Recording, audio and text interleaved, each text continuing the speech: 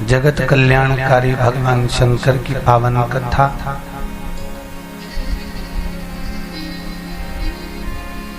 पंचामृत के रूप में हम ग्रहण कर रहे हैं। पंचामृत और चरणामृत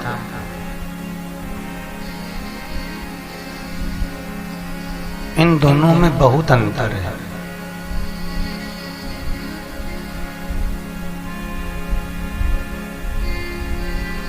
आप सब भी जानते होंगे, किसी मंदिर में जब आप जाते हैं, किसी मंदिर में आप जब पहुंचते हैं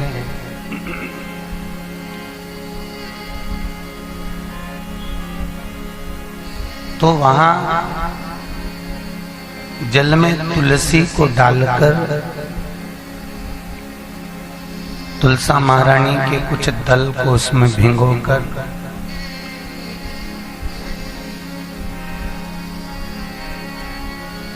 अपने हाथ की अंजलि में दिया जाता है।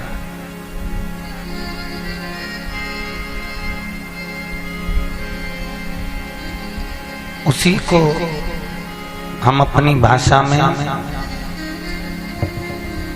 चरणामृत कहते हैं। और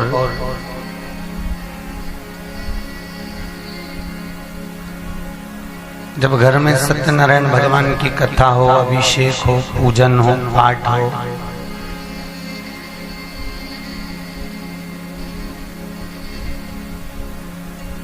तो भगवान का जो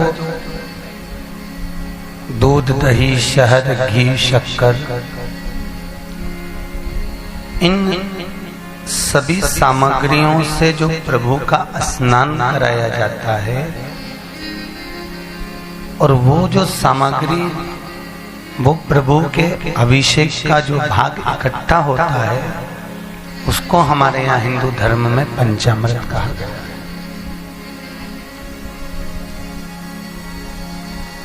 चरणामृत लेना और पंचामृत लेना, इन दोनों में भी बहुत अंतर है।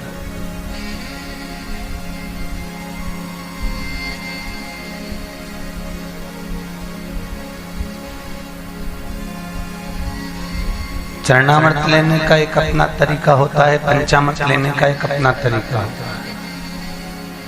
हाँ, दुनिया के लोग नहीं जाने तो दोनों एक जैसे ले लें, वो अपनी जगह है। और शिव पुराण में दोनों का अपना अपना एक अलग अलग क्रम कहा।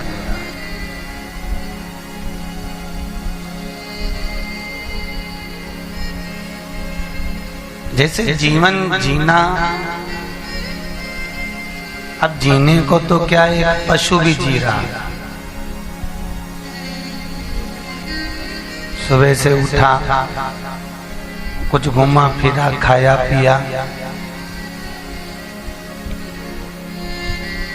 और थोड़ी देर आराम करा, फिर उठ गया, फिर खाया पिया, फिर आराम कर लिया।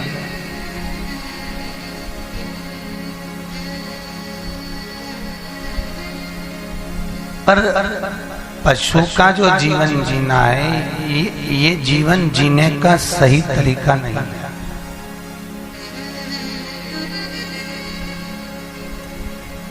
जैसे चरणामृत और पंचामृत दोनों अपना अपना मार्ग अलग रखे हैं,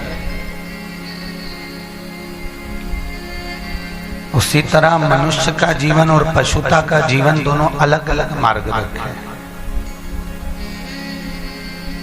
यदि हम सुबह से उठकर भगवान को प्रणाम ना करें और डायरेक्ट चाय आई, पी ली, नाश्ता आ गया, खा लिया, भोजन तैयार हो गया, फिर पा लिया, ऑफिस चले गए, वहां से आ गया,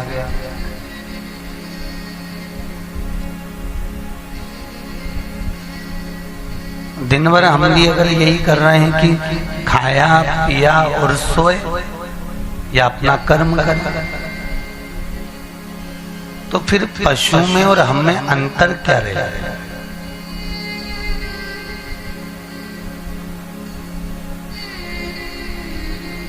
पशु का काम भी खाना पीना और सोना है, घूमना फिरना है।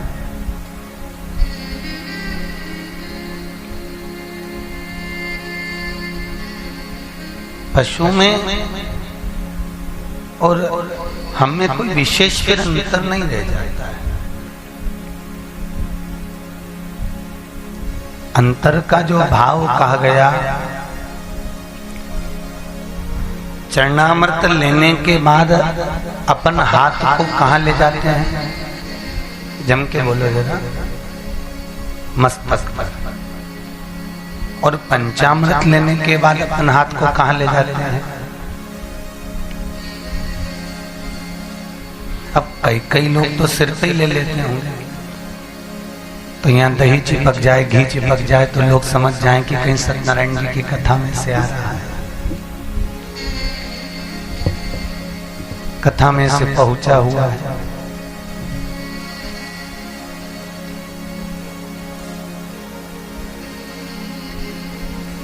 पर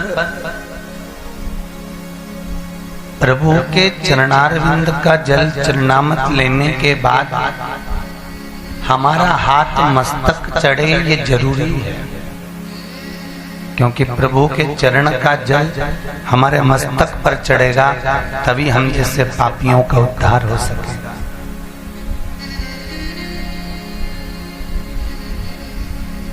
पर प्रभु के स्नान का पंचामृत मस्तक ना चढ़े, प्रभु के स्नान का पंचामृत लेने के बाद ये हाथ हमारे हृदय पर जाए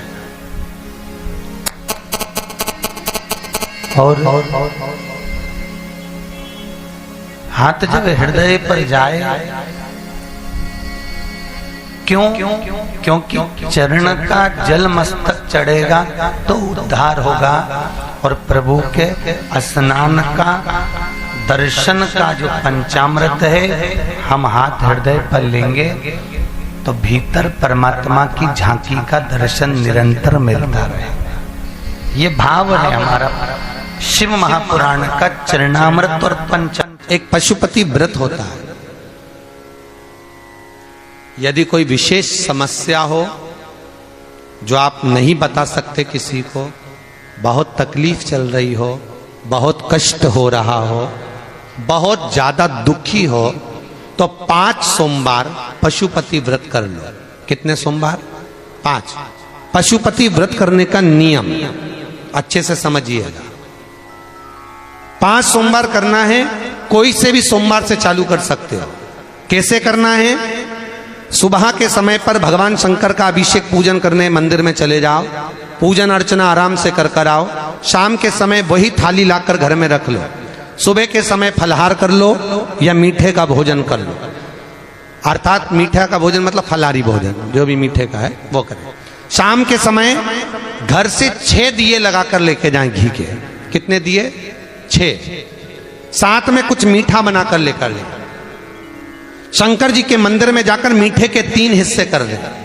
2 हिस्से मंदिर में रख दें, 1 हिस्सा अपने साथ लेकर आना। मंदिर से जो 6 दिए लेकर गए हो, वो 5 दिए भगवान शंकर के सामने लगा दो पशुपति नाथ के नाम से, अपनी कामना कर दो। 1 दिया वापिस रख के थाली में लिया। जब घर में प्रवेश करें, घर के अंदर प्रवेश करते समय राइट भाग में प्रवेश करेंगे, उसका सीधा हाथ प्रवेश करते समय राइट भाग में जो दिया लेकर आए हो वो दिया दरवाजे के बाहर लगा दीजिए। घर के अंदर प्रवेश कर जाओ।